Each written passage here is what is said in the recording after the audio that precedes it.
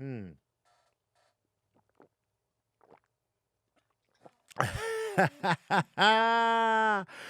What's up, good people? It's time for another session of that verbal cardio. First of all, I'm changing this chair because this chair is squeaky as hell. Hold on a second. Bear with me, people. That chair right there. All right, let's see if this one got less squeak. All right. What's up, good people, man? We back for another session of that verbal cardio, man. I got my patron saints with me, and we back, man. You know, I missed out on last week, but y'all still got a fresh episode because I had the D Smoke interview. If you haven't watched the D Smoke episode of Verbal Cardio produced by Sabrina Seth, then you're doing yourself a disservice, man. Y'all need to tap in and get to know D Smoke, man. My very first guest, he was fantastic. I'm gonna have him back on, man. I'm really excited that I was able to get him for the podcast, man. I want to thank those of you that tuned in, that pulled up. You know what I mean? Cause y'all don't have to pull up to nothing I put out, but you do anyway, man. I appreciate it. Thank you for all the birthday love I received. My birthday was Monday. Um, and I feel my heart is full. I feel the love. I'm 44 now.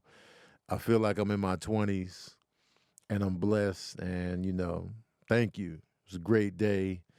Um, Sabrina surprised me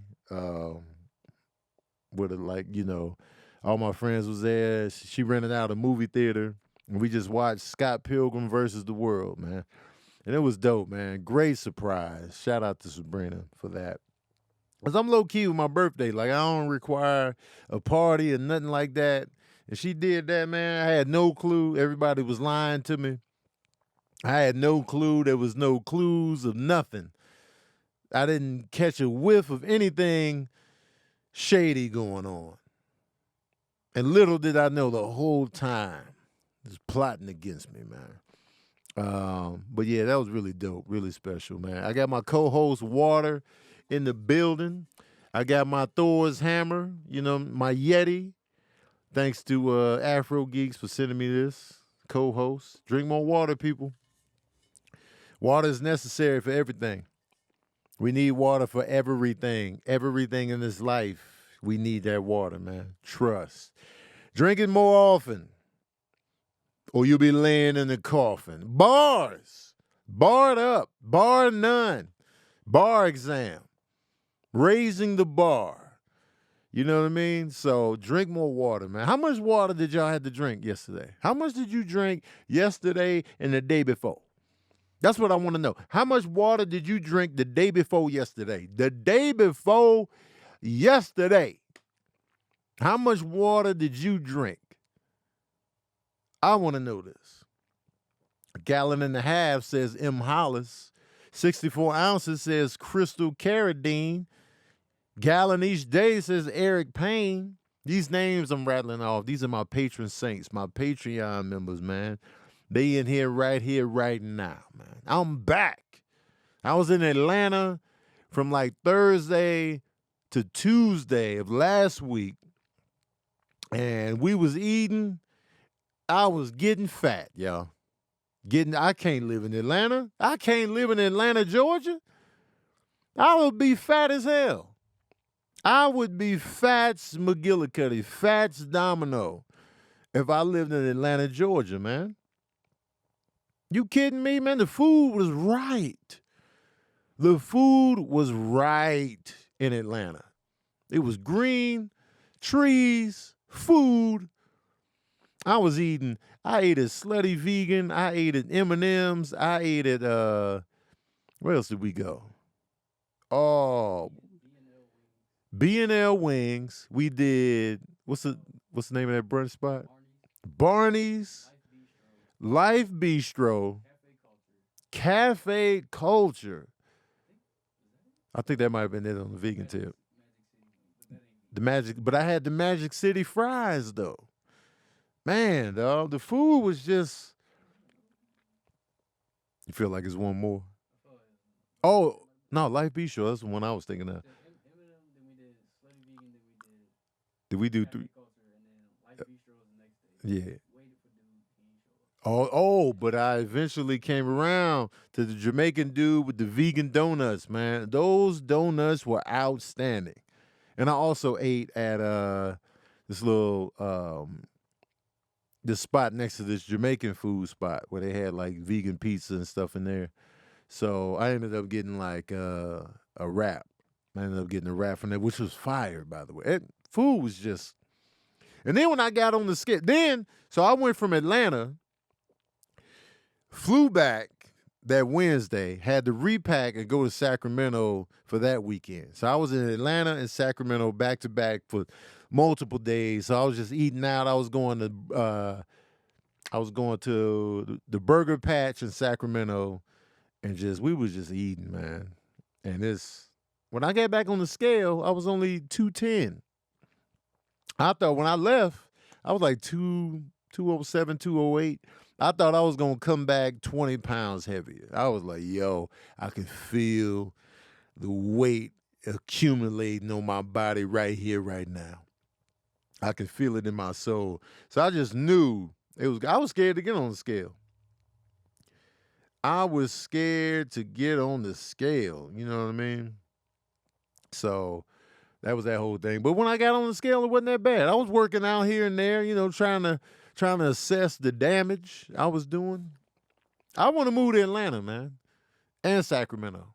I want to move to Atlanta and Sacramento simultaneously. I like both cities for different reasons. Basically, I'm just not happy here in LA. It's cool. We got the work going. We got comedy clubs out here. LA is a popular destination. But the prices for what you get and I'm not in love with LA. I'm not in love with it. I'm gonna be honest with y'all. So when I go to places like Atlanta where it's just like mad black folks and just green and chill but like popping at the same time, it's a lot going on, a lot of opportunity there. I get attracted to it. I'm just like, yo, this is the move. And then if you move there, you get your money's worth on the real estate tip. You know what I mean? It's popular destination, popping airport. It's a lot going on. So I'm like, what's not to love? And then you say, come to Chicago. Hannah J said, come to Chicago. And I'm like, I miss Chicago too. But with Chicago, I need a property in Chicago and I need something somewhere else because the wintertime in Chicago, I do not miss. I don't miss that wintertime in Chicago. You'll die at the bus stop in Chicago from pure frost. So I don't miss that. But you got Sacramento. Sacramento is also green. They call it the city of trees. Cheaper than LA to live there. It's cheaper. You're close enough to the Bay Area. You can get to Oakland, San Francisco in an hour and some change, maybe 2 hours on heavy traffic. You got an airport that's chill in and out of there. If I need to come to LA, it's a short flight. You know what I mean? So it's like, damn, man. Do I want to move? Do I want to leave? Do I want to relocate? Because I'm in a place now where I don't have to be here to thrive, to make a living. But at the same time, we got stuff popping with Kev on Stage Studios, Transit Pictures here, and I'm invested in those companies. So it's like, maybe I do need to be here for that. But do I? Can't I just live somewhere and fly down whenever they need me? I don't know, man. Because all that's in my mind, all I think about is moving. All I think about is a different place to stay. My carpet dirty. So I'm just like, man, get me out of here, man. We looked at the place yesterday on my birthday. I was attracted to it. So, maybe that'll work. I don't know, man. So I don't know. That's my dilemma. What questions y'all got for me in the patron saint section, man? What y'all want me to touch on? Shout out to my patron saints in here. They in here thick. You know what I'm saying? Shout out to my new patrons as well. Living in Vegas, that's not a bad idea. It's hot out there, but you get your money's worth. And I can get to LA fast, either by driving or I can catch a quick flight. Vegas is attractive for that alone. And it's a lot to do in Vegas. When Cam getting the mic. Cam is getting the mic soon. Cam's not here today. We got Amir here. But Cam is getting the mic soon. Best and worst death scenes in a movie or show. Oh, man, this is a tough question, Marie. Shout out to Marie, a.k.a. Miss Poetry. That's a tough question, man. Like, you know, best and worst death scenes in a movie? There's a dope death scene in The Last Boy Scout. I know we're doing a watch party for The Last Boy Scout soon, so you might want to cover your ears for this. But in The Last Boy Scout, the dude Milo, he gets shot up, and then he falls from the little rafter. He falls right into some helicopter blades. And I was just like, yo, that was a death and a half right there. You know, Sam Jackson's death in Deep Blue Sea is classic. When he giving this rousing, we can do it speech, and then the shark just busts loose and rips him in half. That's mad funny. Great death scene. A bad death scene is old girl from The Dark Knight Rises. Marie Cotillard or whatever her name is. Her death scene was trash. Like the way she just died. And, I was like, yo, this is an Academy Award winning actress. Why did her death look so fake right now? That was a bad death scene. What else? There's so many death scenes, you know what I'm saying? That's a tough question. But she died bad, man. That was a bad death. I was like, ugh. That's how you going out? Like, yeah, this, that, and the third. Ugh, I'm dead. I'm like, come on, man. Come on. Favorite song, Jerome asks, favorite song on J. Cole's new album. My favorite song on J. Cole's new album is, let me see. Let me look at the album real quick. I think my favorite song right now, I like My Life a lot. I really like that My Life song. I like 95 South a lot. And I like Punching the Clock. I think those are my three favorite right now. Punching the Clock, My Life, 95 South. Shout out to J. Cole for throwing Cameron in on the intro of 95 South. Shout out to him taking it back to the crunk days at the end of the song. Get you fired up in the whip. And My Life, 21 Savage impressed me on the rhymes. It sounded like he had a little bit more energy than he normally had. And I was like, yo, that's 21 Savage? Okay. And then Punching the Clock, I just love the storytelling that he was doing in that song. He was flowing on that. J. Cole rapping on this album. When people say he boring, I'm like, what are you talking about? Like, if J. Cole is boring, what are you talking about? Because there'd be a lot of emotion on his voice when he raps. So I don't get the boring thing. And he be changing up his flow patterns. So it's just like, what do you mean he's boring? Like I don't get it. And then they be calling him the fake Hotep and all that. He's not even really that deep in this album. Like he's not even really on that in this album. So it's just like, what are you talking about? And he's diverse with his content. So it's just like, all right. Because I can get like, you calling the MC boring if they got the same monotone flow. To me, Drake sounds the same more times than he doesn't. Like he'll switch his flow every now and then, but his voice could be a tad bit monotone at times. You know what I mean? So, but what I feel like with J. Cole, I'm getting emotion. I'm getting emotion on his voice, on the way that he delivers, and it's like there's an urgency on the lyrics and the delivery. So I'm just like, what are you talking about? Boring. Like for those of you that think J. Cole is boring, who's not boring to you? That's the real question. Like, who's not boring? Who excites you lyrically? Because I'm confused.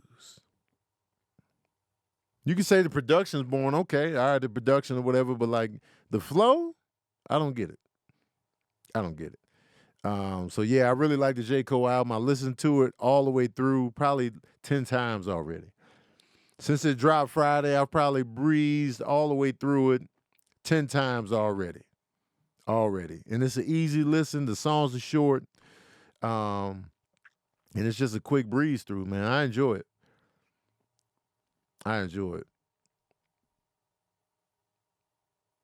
What else we got up in here? All right.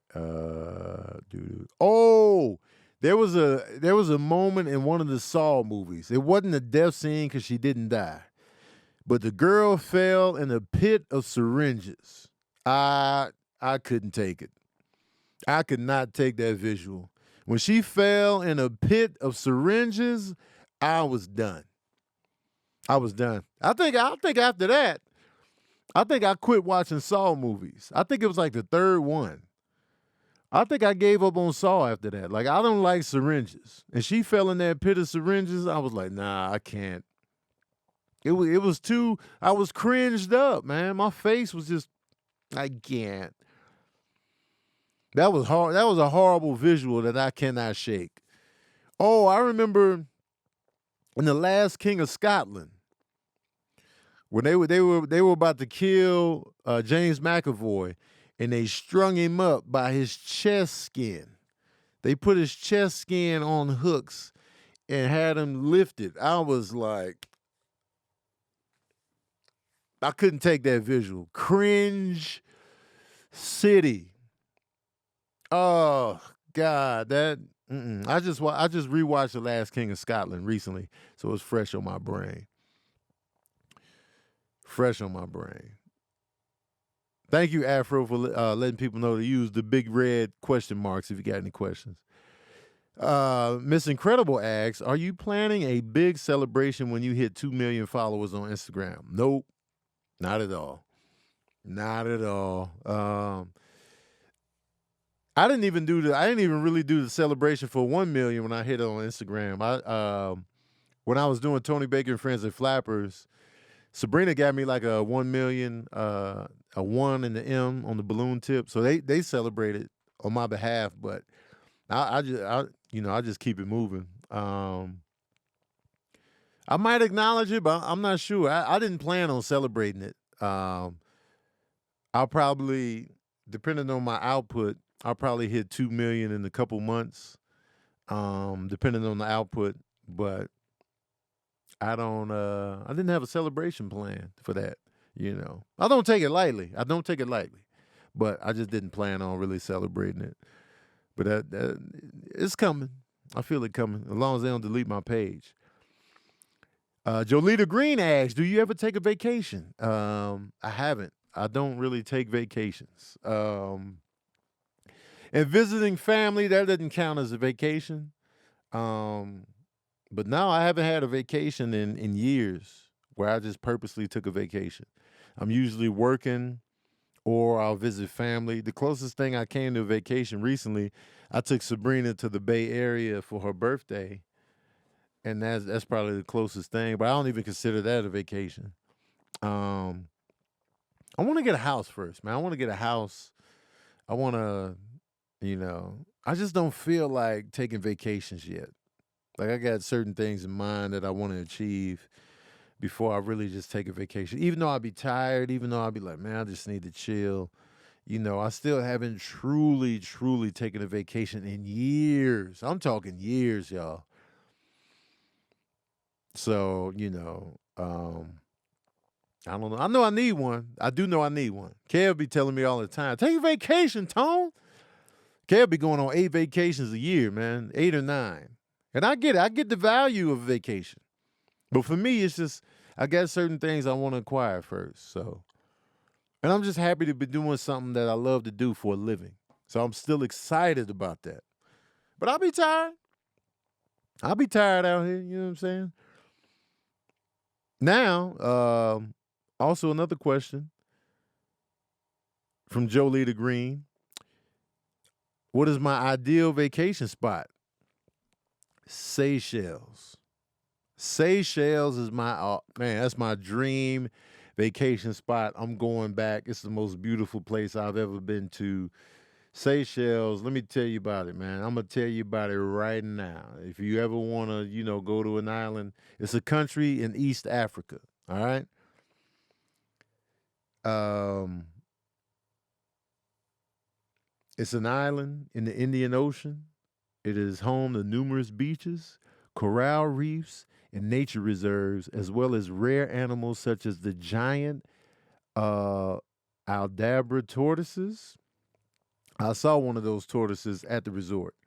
Um, Mahe, a hub for visiting the other islands, is home to capital Victoria.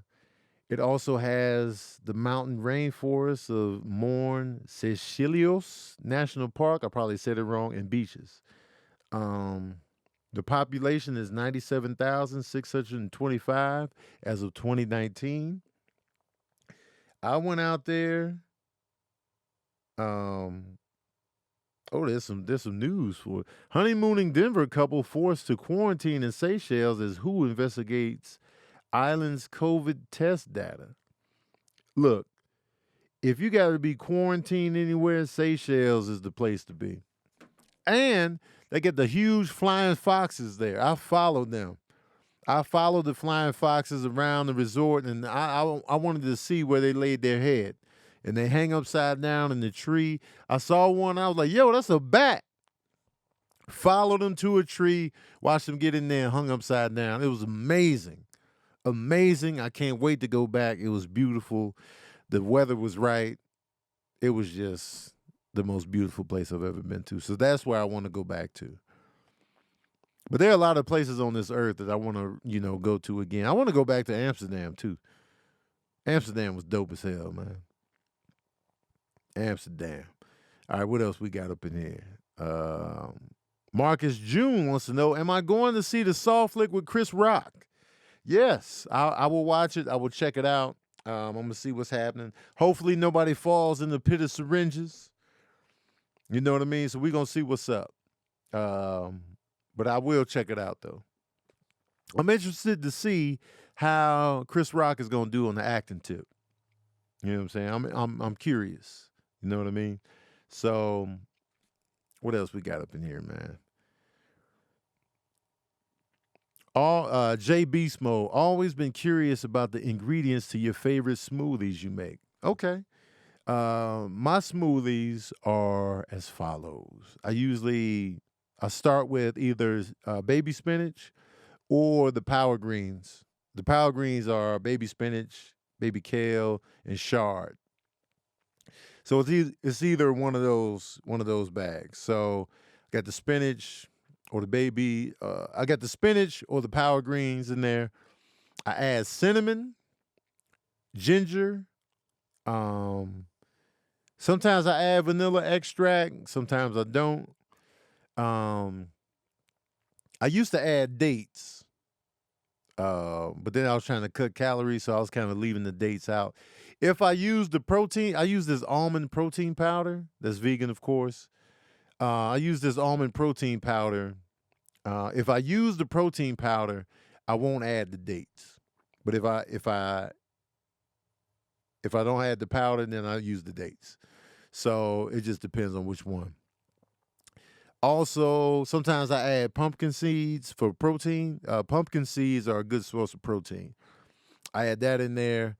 What else? Frozen banana, frozen blueberry, ice, almond milk.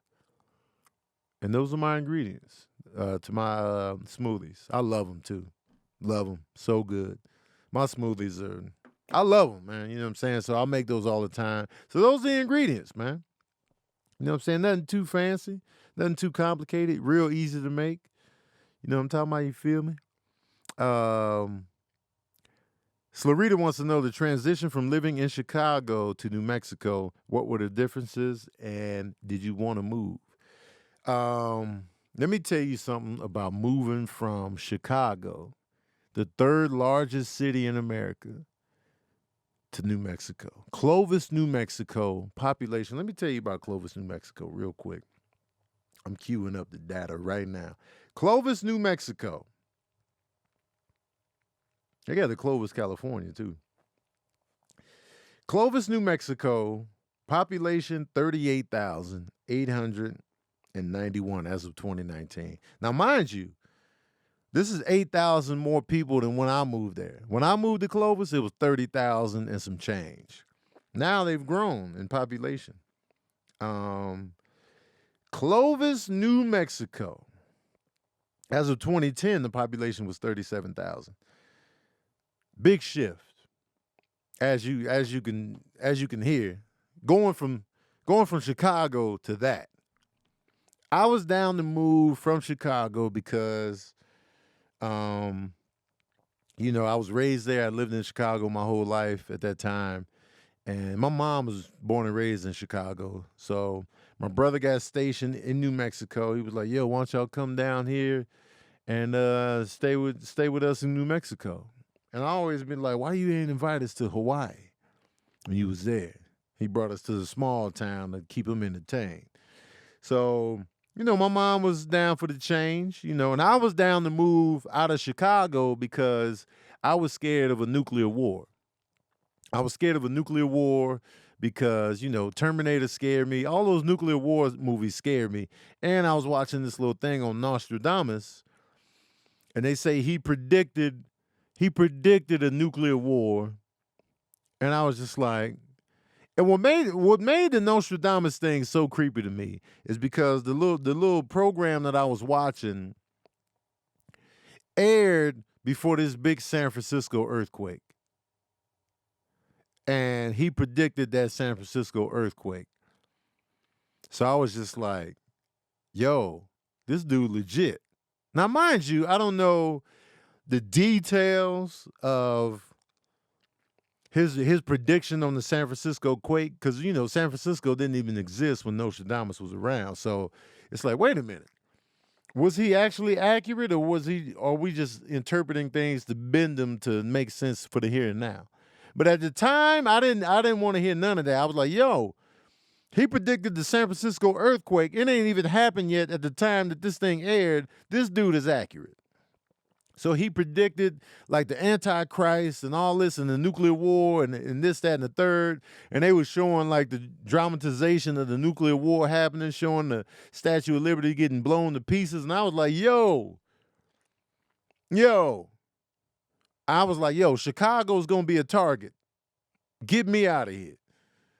Ain't nobody looking at New Mexico. Now, mind you, my dumb ass didn't realize that New Mexico is a hub for military bases, missiles, and weapons. So New Mexico would definitely be a hot spot to target. I'm going out of the frying pan and into the fire, going from Chicago to New Mexico. At that time, I wasn't thinking like that. I was just thinking, yo, we're going to be off the grid. We're going to be off the radar. I'm down to move to New Mexico. Honestly, that was my biggest decision-making point right there. I'm going to avoid the nuclear war by going to New Mexico. That was the only reason I wanted to go. You know what I'm saying? I was still cool with Chicago at that time. I could have stayed. You know what I mean? But it was like, yo, nuclear war, man, New Mexico, cue it up. And then we went. And I was like, yo, this is a huge shift. I was excited to have Mexican friends because, I'm in New Mexico now. So I was like, yo, I'm going to have Mexican friends. I was excited about that. I didn't have no Mexican friends in Chicago. I didn't have nothing but black friends in Chicago. That was my whole existence. My whole existence in Chicago was black. Black everything. That was my neighborhood, my surroundings, all my friends, my crew, all my classmates, everybody in school, blickety black, blacker than black, the blacker than black.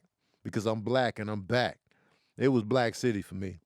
So when I moved to New Mexico, like, yo, man, you Mexican, man. You really Mexican. What's up? You know what I mean? And I was like, yo, Mexican friends, y'all, huh? So I was excited about that. But, man, the shift, for one thing, less gang activity. Less gang activity in Clovis, New Mexico. There were gangs, but it was less. You understand? Chicago, gangs was rampant. The GDs, the Vice Lords, the Latin kids, everybody was damn near represented in Chicago. Gangs was thick, man. Clovis, New Mexico, way less because there's less people, but there were gangs there. You know what I'm saying? There was fights, there was violence. You know, there was shootings there. You know what I'm saying? Pistols, people getting arrested. You know, there was some things. You know, there was beef between the blacks and the Mexicans at the school, and like there was that people getting jumped. You know what I mean? So you had that, but it had more of a West Coast feel now. You know, because I'm out west now, so um, it stunk. You know, you could smell the cow shit out there. You know, there was moments time of the day you would just smell it. It would just feel the whole city was just like poopville. So you had that. Tornadoes, I had to get used to tornadoes. Clovis is flat, right on the border of West Texas, like Muleshoe, Texas, Texaco. They right there. Um, so you smell the agriculture. The tornadoes was coming. First time I ever seen a funnel cloud was in Clovis, New Mexico. I was like, yo, what's this circle in the sky? What is this? I didn't know it was the beginning of a tornado forming. I didn't know. I was still playing basketball outside. I had no clue that hole in the sky was about to be a tornado. And it looked like it was right above me, but it was probably in actuality miles this way. Saw real tornadoes. Hearing the tornado siren. Terrifying. Seeing an actual tornado that touched down the road. Terrifying. I was like, yo, this is crazy. Um, Way less black people though. And, you know, I gravitated towards the blacks living out there, but it was way less, way less. Lost my virginity in Clovis, New Mexico. Did that, you know what I'm saying? So, you know, Clovis, New Mexico, I met lifelong friends there. The people were great. The people that I met in Clovis, fantastic. The coming of age that I did in New Mexico, fantastic. You could relax a little bit. I could take my armor off in Clovis, New Mexico. Chicago, I had my armor on 24/7. You don't know who a friend or foe. You know, you getting jumped for whatever reason. You know, you always had the armor on, man. You don't want to look soft. You don't want to be smiling too much out there. You don't want to get stolen randomly. It was a cold game in Chicago. So I appreciate New Mexico for opening me up, letting me shed that armor, letting me be comfortable in my own skin. So shout out to New Mexico, my family there. Of course, my mom is still in Clovis, New Mexico. My brother Scott, my friends, Keela, the Cephas family, the Campbell family, you know. And then when I went to college, it was fantastic. Went to college in Las Cruces, New Mexico. Was there for mad long. Didn't get no degree. Y'all not gonna judge me. I didn't get my degree. All right, but I was there for mad long. Conceived my children in New Mexico. Met my first wife in New Mexico. Um, New Mexico is very special to me. Very special. And so is Chicago. They both hold special places in my heart. But I don't want to buy property in Clovis, New Mexico. I want to buy property in Chicago. But you can get your money's worth in Clovis, New Mexico, man. Let's Zillow up. I'm gonna go to Zillow right here, right now. And we're gonna look at the prices in Clovis, New Mexico. All right. We're gonna see what's available. Clovis, New Mexico. What we got, man? What we looking at? What's available? Clovis, New Mexico. I can get a 2-bedroom, 1 bath, Clovis, New Mexico right now for $775 a month. You know what I'm saying? $775. Or I can get a 3-bedroom, 2 bath, 960 square feet for $950 in Clovis, New Mexico right now. You know what I'm talking about? You feel me? For the right now. That's all they got available. They ain't got a lot available. Hold on, man. Oh, on the nicer side. Wait, hold on. Yo, what the hell? They got a 1-bedroom, 1-bath, 550 square feet for $620 a month. That's all they got available? They got to add more to it than this. I want to get more of a gauge. Seeing what's out there. Hold on, let me go to the rental side and see what comes up. Cause I want to know, man. I want to know what the prices look like. We're looking at that Clovis real estate, man. You know what I'm saying? I want to get my money's worth. You get your money's worth out here, man. Come on, man. Cue it up. Oh, rural areas, man, they get super funky. First of all, rural is a hard word to say. Rural. Who made that a word? Who said, all right, we're gonna pronounce this rural? That's a hard word to say, man. I'm out here in the rural area. Urban is easy, but rural, come on, man. Who thought of that word? Who put that word in the game? Yeah, because it's rural out here.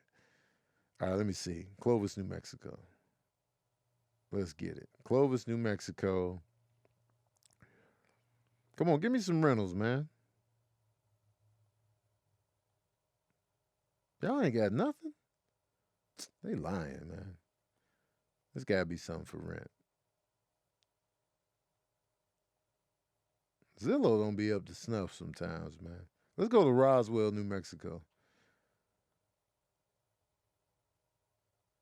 They ain't got nothing in Roswell, man. Y'all lying, bro.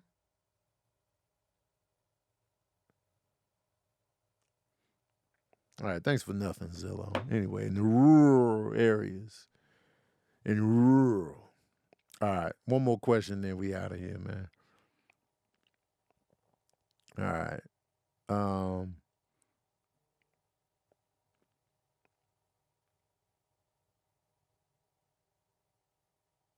Sister Girl on Films asks, what character would you most love to bring to the big screen? Benedict Crimwood or Travis Santiago?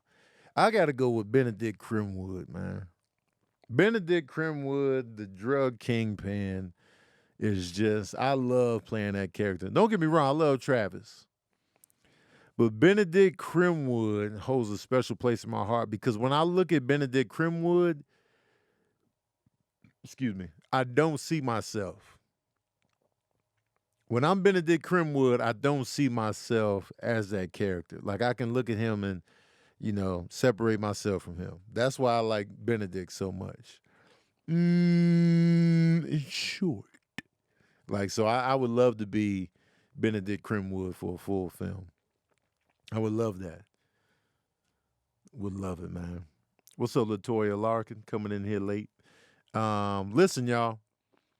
We got the I'm the One shirts, Gerald shirts on sale now, 1 week only. Y'all see it? Boom, pow. See, I'm the one that's got a shirt out right now. Me. I'm the one. I'm the one, man. Shout out to Emmanuel Baez for doing the design. Get your I'm the One shirts. It's only available for 1 week only, y'all. Don't snooze. And my patrons, they get a 48-hour discount link that went up yesterday. I'm the one telling y'all about this shirt. Me. I'm the one. Get your shirt, man. 1 week only. Cause sometimes we're all Gerald at some point in time. Sometimes you full of yourself. You know what I'm saying? Sometimes you feeling yourself. Gerald feeling himself at all times, man. I'm the one that's feeling myself. And I'm going to do a Gerald ringtone. I'm going to cook that up as well. Anyway, y'all, thanks for tuning in to another episode of Verbal Cardio. Shout out to my patron saints for being in here, asking the questions as we roll. We're going to keep Verbal Cardio coming. Make sure y'all tuning in to Verbal Cardio and Daddy Issues together. I'm going to have more guests on the show, so I'm getting those lined up, so stay tuned for that. I appreciate y'all for tuning in, for pulling up. Thank you, Afro, for putting the link in here. check out my tour schedule and make sure that you get tickets for in the craft store. Make sure you get your tickets for my comedy shows coming up later in the year. Atlanta is, if you're in Atlanta, if you are in Atlanta right now, anywhere near Atlanta, okay, y'all need to hurry up and get tickets. Last night, it was 61 tickets left for that entire weekend. There's only 61 tickets left for the whole weekend. I checked this morning, it went down to 40-something tickets left for the whole weekend. Get your tickets if you are in Atlanta. There's no guarantee that I'm gonna feel like adding shows, so don't try to lean on that. The Saturday shows are both sold out already, and the show is in August, so don't snooze. Any city that I come to, and it's one night only, don't snooze on your tickets. Matter of fact, while we here right now, let me give y'all the schedule so you don't snooze. Des Moines, Iowa. I'm coming December 1st, one night only. Des Moines, Iowa, at the Funny Bone. If you're near there, get your tickets fast. It's one night only. Dayton, Ohio, October 6th, one night only. If you're near Dayton, Ohio, get your tickets, one night only. Tampa, Florida, I'm there September 23rd through the 25th. Get your tickets. Kansas City, I'm there at the Kansas City Improv December 2nd through the 4th. Get your tickets. Cleveland, I'm there September 9th through the 11th. Get your tickets. Denver, I'm there December 16th through the 18th. Get your tickets. Omaha, Nebraska, I'm doing one night only in Omaha, November 30th. Get your tickets early. Virginia Beach, I'm there November 18th through the 20th. Get your tickets. Columbus, Ohio, I'm there October 21st through the 23rd. Get your tickets early, y'all. Austin, Texas, I'm there August 6th through the 7th. Get your tickets early, okay? Toledo, Ohio, I'm there one night only, September 8th. Get your tickets. Phoenix, Arizona, I'll be at Stand Up Live September 3rd through the 5th. Get your tickets. I'll also be in Phoenix September 2nd at CB Live in Phoenix. That particular venue will be one night only, and then I'll be there for the weekend at Stand Up Live. Get your tickets, y'all. In Atlanta, you already know what it is. You got 40-something tickets left before it's completely sold out. Get y'all tickets early, man. I'm telling y'all. Get your tickets early because people have been buying tickets. So you don't want to miss out. Anyway, I just wanted to share that with y'all. Appreciate y'all. Don't forget to get your Gerald shirt. Keep tuning in. Thank you for being my patrons. If you aren't my patrons, thank you for tuning in to Verbal Cardio on a regular basis. Yeah, more episodes will be here each week. Thank you for the support. Thank you for sharing my videos and everything. I appreciate y'all. Don't forget to drink more water out here. Please don't forget to drink more water. Stay tuned for more guests coming to Verbal Cardio. And yeah, man, I appreciate y'all. We out here. Boom. Done deal. Thanks, y'all, in the live.